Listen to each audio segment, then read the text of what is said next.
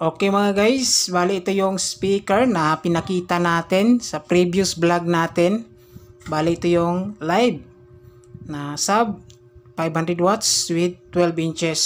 So ito naman yung voice coil niya na natanggal natin sa mismong speaker. Yan.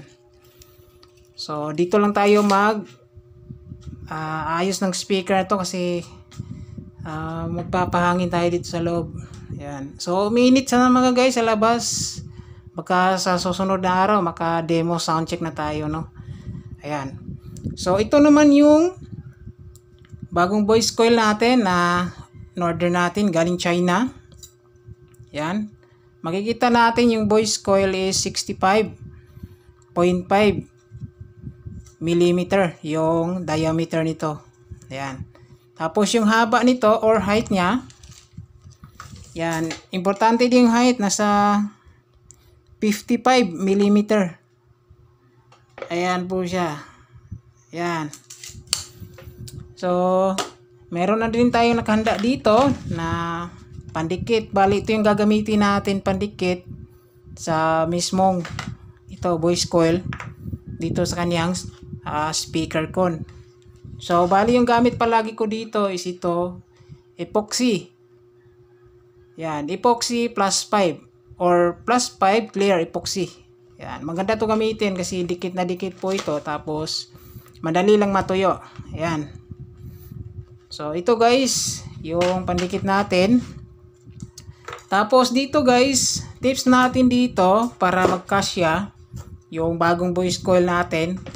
Kailangan yung dito guys, yung surround dito is linisan natin, no. Ito, nalinisan na natin to, natanggalan natin yung luma na pandikit. So kailangan matanggal po ito para magkasya itong voice coil na ito, no. Tapos linisan natin, gumamit tayo ng masking tape. Ito, pwede natin to itali sa braha tulad nito. Yan, kailangan matanggal kasi yung mga dumi sa loob. Ito, kailangan nakaganito. Kuha po kayo ng masking tape. Ilobid nyo dito sa braha, tapos ipasok nyo dito sa magnet. Yan. Pagpasok mo yan, ganon nyo para matanggal yung mga maliliit na dumi. Yan. So, pabalik-balik lang hanggang matanggal na yung dumi sa loob, hanggang malinis na siya. Yan. Yan yung technique kapag wala tayong air compressor. Pero kung meron tayong yung air compressor, is pwede na.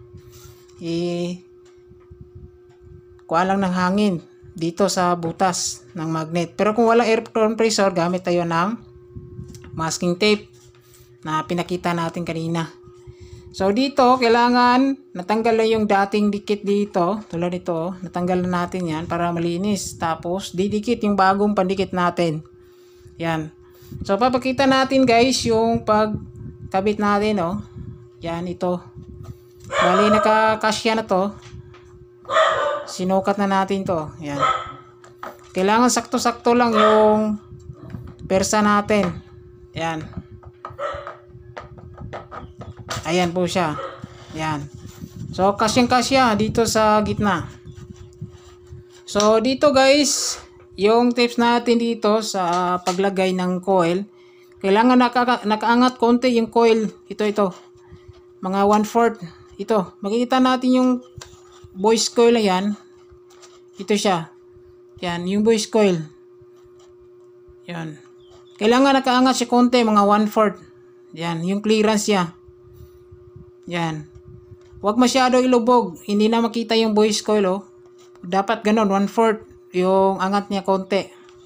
Tapos kapag nakaangat na yan, 1/4 ng konti is ilalagyan yung braha. Ito yung gamit natin, alignment, para mag-center talaga yung kaniyang voice coil. Bale, pag ganito lang yun guys, yung paglagay ng braha dito sa loob. Yan. So, i-balance lang siya. Yan siya guys. Kung maluwag pa siya, is dagdagan natin. Yan. So, wag yung tabunan yung voice coil sa loob. Kailangan meron tayong makikitang voice coil yan. Yan. So, angat natin yan para makita natin voice coil. Yun, oh. Yan. Yun. yung voice coil.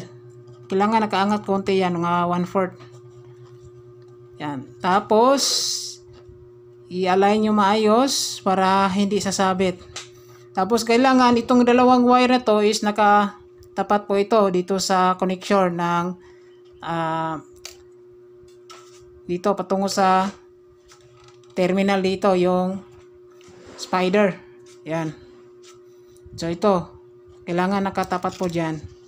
So, kapag maayos na, nakaangat na 1/4, so, pwede na natin isolda muna itong terminal dito. So, susolda muna natin, guys.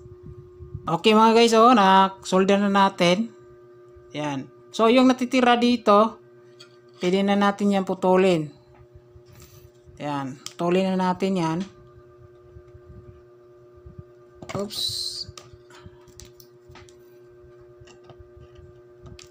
Ayan. So, putol na siya mga guys, malinis na siya. So, ngayon, kapag sa tingin mo ay okay na lahat, ready na, so, magtitimpla na tayo ng pandikit dito. So, magmimix lang tayo. So, yung mixture nito is kung gaano kadami yung A, ganon din yung B. I-mix lang natin. So, magmimix tayo dito. So, kailangan maliit lang muna. Kasi madali po tumatuyo. Dahil kapag marami yung titimplahin mo, tapos mabutan ka ng 5 minutes, maninigas na yung na-mix mo. So, sayang. So, kailangan mag-mix tayo ng saktong-sakto lang na mapahid talaga natin. Mapahid natin diretso dito sa speaker natin para hindi sayang yung pandikit. So, mag-mix muna tayo dito, no? Mag-mix mga guys. So, siguraduhin muna natin na meron ng connection. So, gamit tayo ×1 sa tester. Testiran natin yung terminal dito sa mismong speaker kung meron na bang function bago tayo magpandikit. Ayan. So, testiran natin, Ayan. So, gumagana na po yan. So, meron kayong maririnig na tunog dito sa speaker. Tapos, magre-read yung tester natin. So, pag ganon is, pwede na tayo maglagay ng pandikit. Yan. So, magmimix muna ako ng pandikit.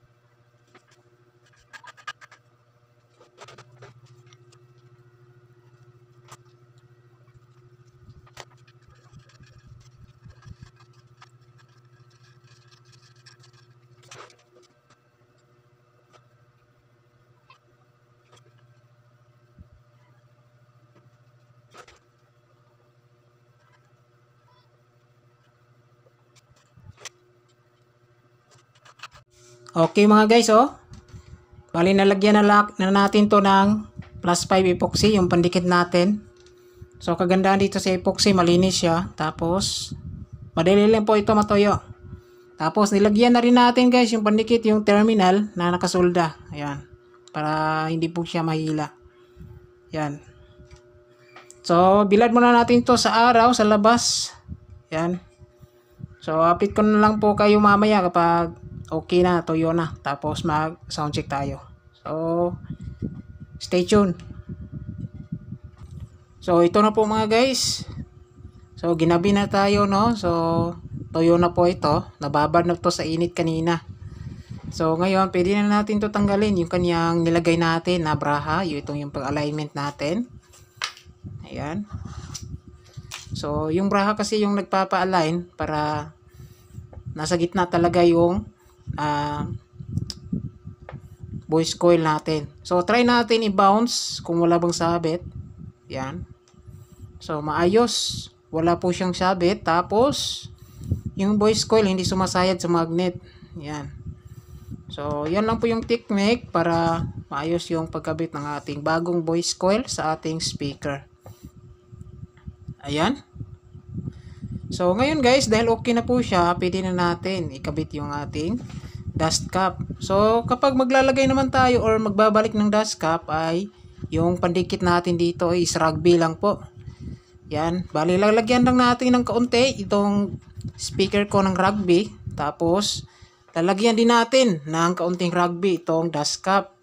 Tapos, patuyuin lang natin. Saglit, mga 2 minutes bago natin ikabit sa mismong speaker ko. Ayan, so lagyan muna natin mga guys. Okay mga guys, bali ito, nalagyan na natin ng rugby. Yan, konti lang.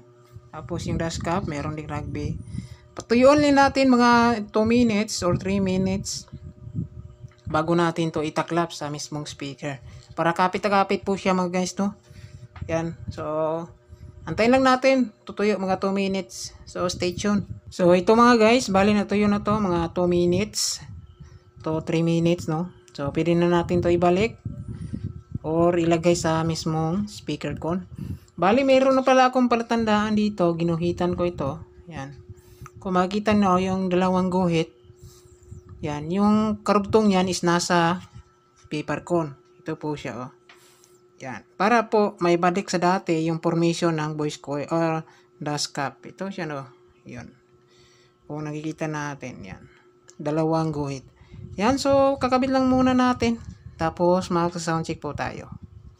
So ito po mga guys, oh. Nakabit na natin yung dust cap. Malinis na po ito.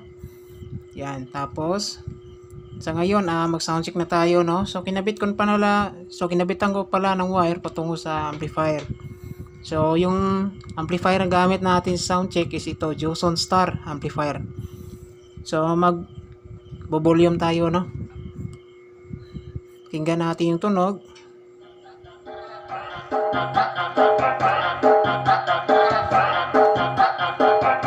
Yan. So back to normal na yung tunog. Tayo tatanan, pilisan iskuhan. Dagan kayo ng tao, magado tatanan. Magado tatanan, pilisan iskuhan. Kaoban ng banaya, pagkaatong tatanan. Iat taday, iat taday, skill. Iat taday, iat taday, skill. Iat taday, iat taday, skill. Iat taday, iat taday. Tayo tatanan, pilisan iskuhan. Dagan kayo ng tao, magado tatanan. So okay na po ito. Yung speaker, no. So malakas na po ito kapag nasa box na po siya. Yan. So ayos yung paggagawa natin, walang sabi, tapos maganda yung kanyang tunog. Yan. So yan lang po yung full video natin. Sana meron tayong kunting natutunan sa videos natin ngayon. So maraming salamat. God bless. Saka ingating lahat.